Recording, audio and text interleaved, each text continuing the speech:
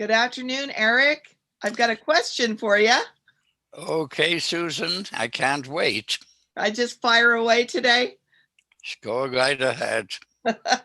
Okay, Eric, thank you. You have introduced the concept of the cosmic nodal network.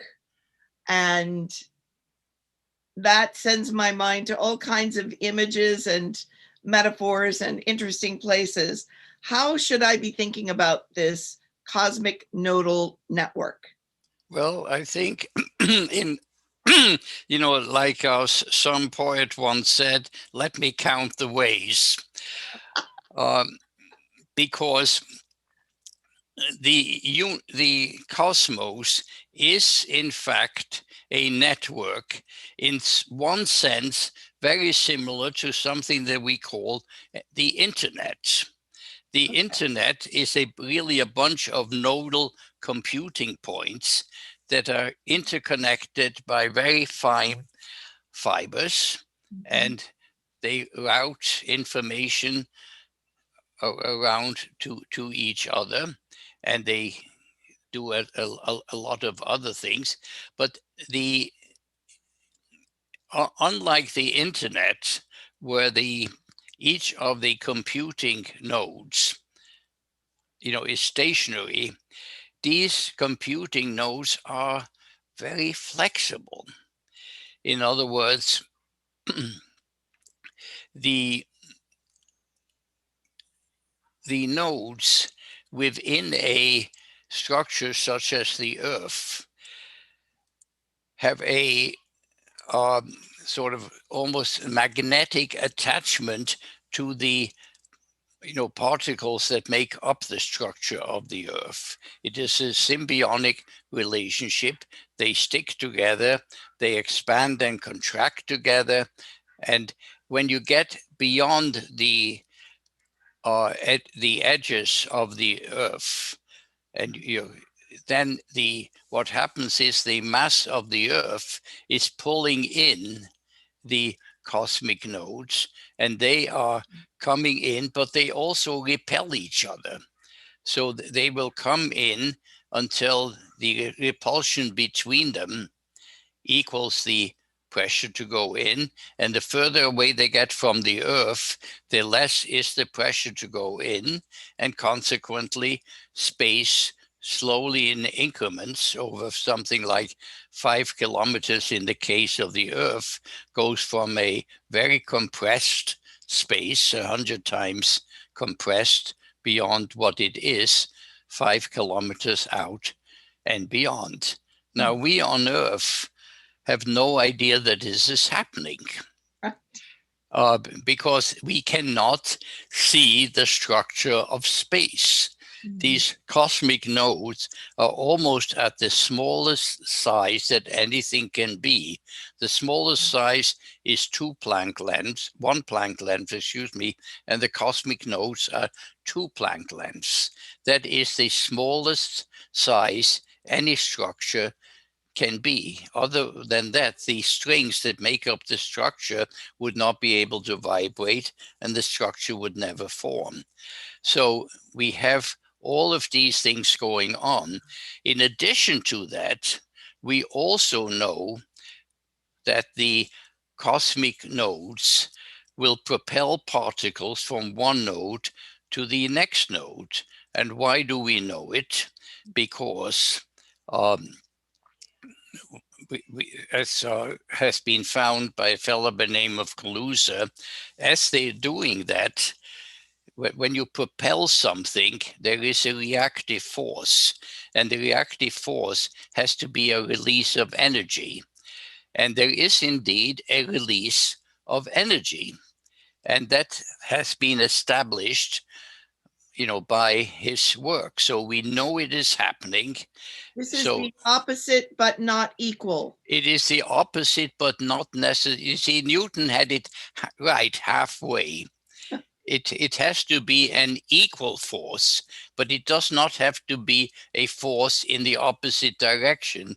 It can be a force of anything expelled in any direction, and the cosmic nodes really cannot be pushed around. So they have to expel the energy, so they expel it in the form of what we call an electromagnetic burst of energy. So these cosmic nodes are busy little things. They are talking to each other. They are coming in around objects, getting closer to each other until they're very comfortably close. And they also propel particles, in which case they absorb a particle. Since it's vibrating exactly the same way that the node is vibrating, it then expels it towards the next one. And from the recoil of this, which we can detect, we know that it has happened. But they definitely both a computational network. It is a network that is flexible in terms of establishing a transition between concentrations of mass energy like the Earth, and then a gradient going from the compressed space within the Earth towards free space, which is, in the case of the Earth, about a 5-kilometer wide gradient. In the case of our sun, it's a 500-kilometer wide gradient, and so forth. So it is a very, very flexible structure, but we do have to basically think of the universe in terms of a computer network, and there is a clock rate to the universe. We have discussed in a separate little video, and there it has all of these things. So it is both a computational network, it is a regulatory network, and it is a functional network in terms of propelling things that need to be propelled. So it in terms of physical things. So now I'm picturing, years ago I did work with internet stuff before there was a World Wide Web, actually. And I remember the concept of the internet being presented to me, that from these different computer nodes, one to another, whatever the final thing is that was going to arrive wherever it was going would be broken up into packages. Mm-hmm. And something about what you just said made me think of kind of relay runners on a team passing a baton and these packages. Is that what I should be? Is that the physical thing that the cosmic nodal network does? Is it can take in a package and pass it along? It does exactly that, but the packages that you talk about are the photons of light that we see. They are the not photons, but the particles of radio, radio energy. It's the particles of, there are particles that have a dynamic range of 1 trillion times. In other words, if you take the tiniest package, it's this big. And if you take the largest package, it's 1 trillion times bigger. So this is a very, very flexible network, can handle a package of almost any size. And so it's not one kind of package. This is another thing I think I'm hearing. It is not one kind of package. One kind of package is a neutrino. Is that a package? Well, except neutrinos don't travel through space, so it could be, but it isn't. So a photon is one example of a package. What would be another? How shall I put it? Every kind of what we call radiation really isn't radiation. It's really particles. There are some particles that are the that are basically the particles that we associate with radio transmission all the way down here. And there are particles that we have in enormous uh, energy that is used, for example, to wipe out cancer cells at the other end.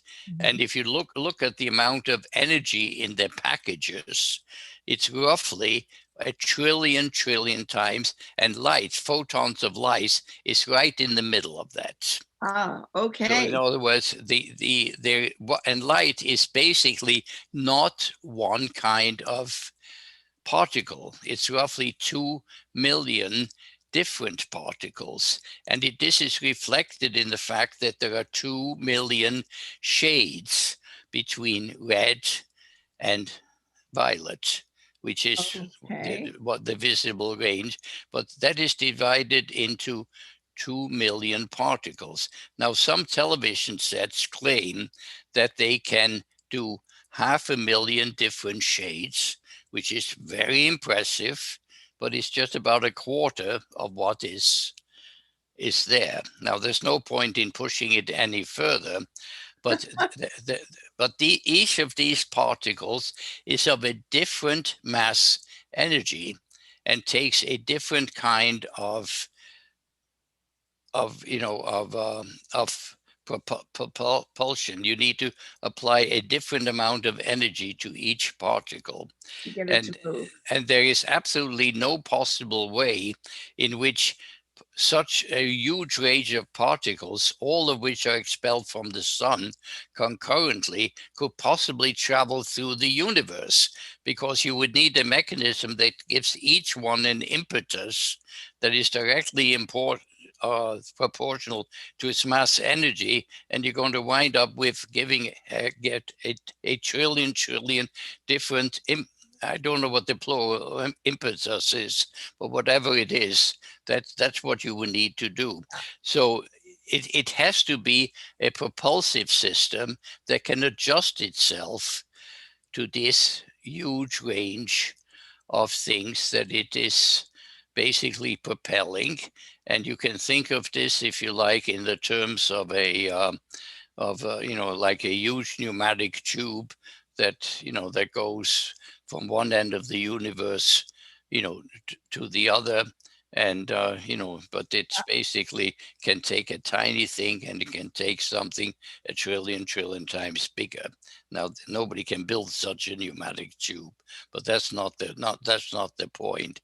So there are Right. many analogies that can be used, but it is fundamentally a distributed network. It has some mobility to it of a limited nature. It Mm, it and it does do the distribution of particles of what we call particles of energy. A photon is just an example of it, which is a particle within that tiny range of mass energy that the eye can see. there I you mean, go. that's all it is.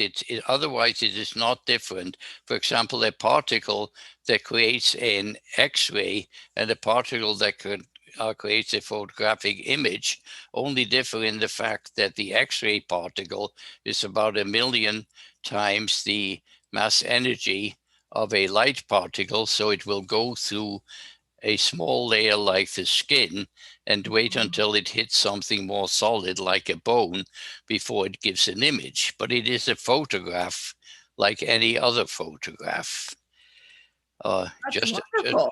just at a different scale. I'll be So, needing to listen to this several times, I'm sure.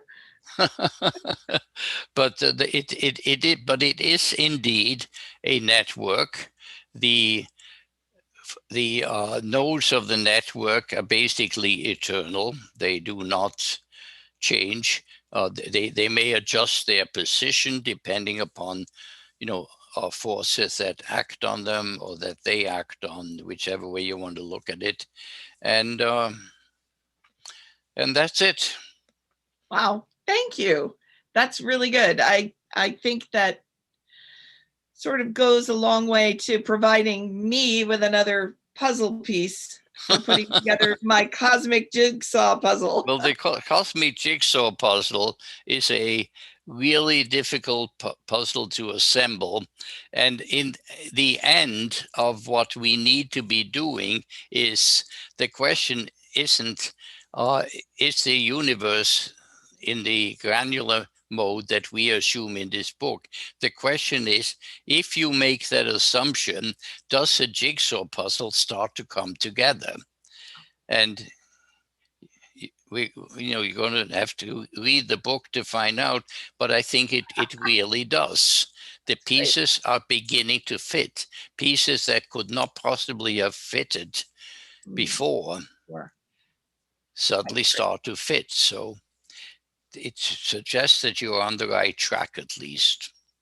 That's right. Exactly. Thank you so much, Eric. It's another great and inspiring discussion. I appreciate it. Well, I enjoyed it, like I enjoy all of our discussions. Take care.